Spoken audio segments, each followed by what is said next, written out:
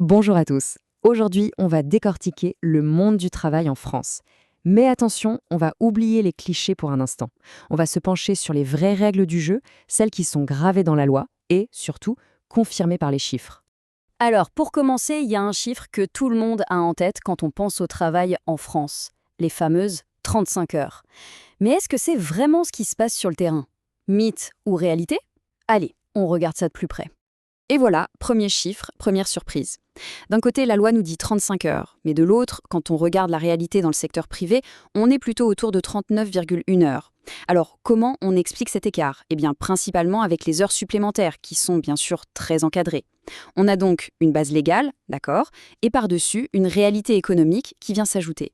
Bon, mais alors, qu'est-ce qui définit vraiment les règles du jeu quand on a un emploi? Pour bien comprendre, on va suivre un personnage, appelons-le Hugo. Il est sur le point de signer son contrat. Mais ce qu'il ne sait pas encore, c'est que ce simple bout de papier, ce n'est vraiment que la partie visible de l'iceberg. Parce qu'en France, le contrat de travail d'Hugo, eh bien ce n'est que le tout dernier étage d'une sorte de grande pyramide. Au-dessus, il y a tout un tas d'autres textes.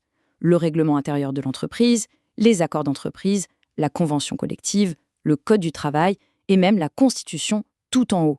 C'est une véritable pyramide. Et la règle est simple. Chaque étage doit toujours respecter celui qui est au-dessus. C'est ce qu'on appelle la hiérarchie des normes.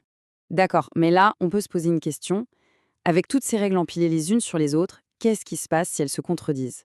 Imaginez, le contrat d'Hugo dit blanc, mais la convention collective dit noir, qui a le dernier mot.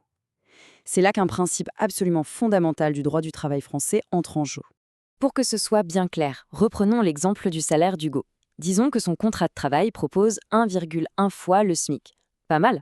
Sauf que sa convention collective, qui est donc à un étage supérieur de la pyramide, elle impose un minimum de 1,2 fois le SMIC. Alors, que se passe-t-il? Eh bien, c'est toujours la règle la plus avantageuse pour le salarié qui gagne. Résultat des courses, Hugo sera payé 1,2 fois le SMIC, même si son contrat disait moins. C'est une protection assez puissante. Ok, maintenant que le cadre général est posé, voyons un peu comment tout ça se traduit dans la vie de tous les jours une fois qu'on est au travail. Ce qu'il faut bien retenir, c'est que la relation de travail, ce n'est pas à sens unique. C'est un échange. D'un côté, le salarié a des obligations, c'est évident, comme suivre les règles de sécurité par exemple, mais de l'autre, l'employeur a aussi des devoirs très clairs. Et un des plus importants, c'est de garantir un environnement de travail qui soit sain et sûr. Alors, dans les entreprises d'une certaine taille, plus de 50 salariés, il y a un document qui s'appelle le règlement intérieur. Il précise un peu les règles de la vie de tous les jours. Mais attention, ça ne veut pas dire que l'employeur peut y écrire tout et n'importe quoi. Prenons un cas concret. Est-ce qu'on peut imposer le port de la charlotte en cuisine? La réponse est oui, sans aucune hésitation. Pourquoi? Parce que cette règle est totalement justifiée par des impératifs d'hygiène et de sécurité.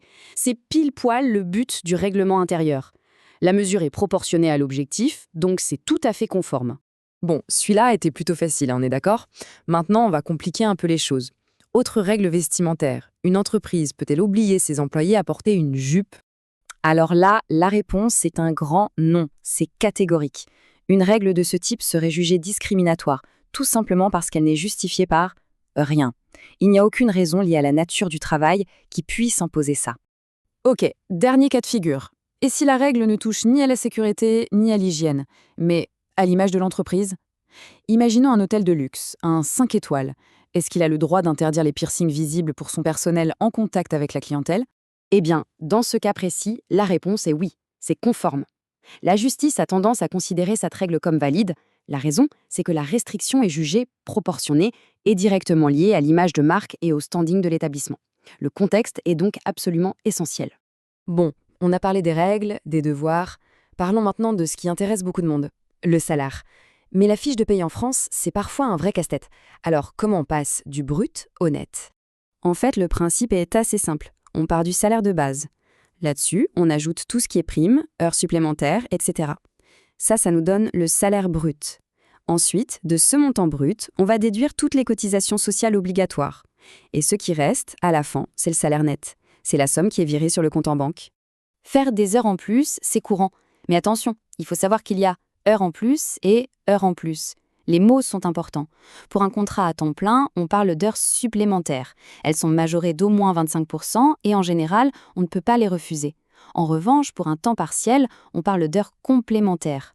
Là, la majoration est plus faible à partir de 10% et il y a des conditions pour pouvoir les refuser. Ce sont deux mondes bien différents. Très bien. Mais que se passe-t-il s'il y a un problème? Un souci de sécurité, une situation de harcèlement, une discrimination? Vers qui est-ce qu'un salarié peut se tourner pour se faire aider directement dans l'entreprise? Globalement, il y a deux grands types de représentants. D'un côté, on a le CSE, le Comité social et économique. Ses membres sont élus par l'ensemble des salariés. Leur rôle, c'est de représenter les intérêts de tout le personnel sur des sujets comme la sécurité, les conditions de travail, etc. Et de l'autre côté, on a les délégués syndicaux. Eux, ils ne sont pas élus, mais désignés par une organisation syndicale. Leur mission, c'est plutôt de négocier au nom de leur syndicat. Ce sont deux rôles bien distincts, mais qui peuvent bien sûr travailler ensemble. D'ailleurs, le texte de loi est très clair à ce sujet. Le CSE a une mission fondamentale. Il doit contribuer à améliorer la santé, la sécurité et les conditions de travail. On pourrait dire que c'est un peu le gardien du bien-être collectif dans l'entreprise. Au final, ce qu'on voit, c'est que le monde du travail en France est un système assez complexe, avec de nombreuses couches de règles. Mais ce système a été pensé à la base pour protéger les salariés. Comprendre comment tout ça s'articule, c'est vraiment la clé pour naviguer sereinement. Mais, et c'est la grande question pour finir, alors que le télétravail et l'intelligence artificielle sont en train de tout bousculer, est-ce que ce modèle, qui est quand même hérité du siècle dernier, est encore adapté aux défis de demain? La question reste entière.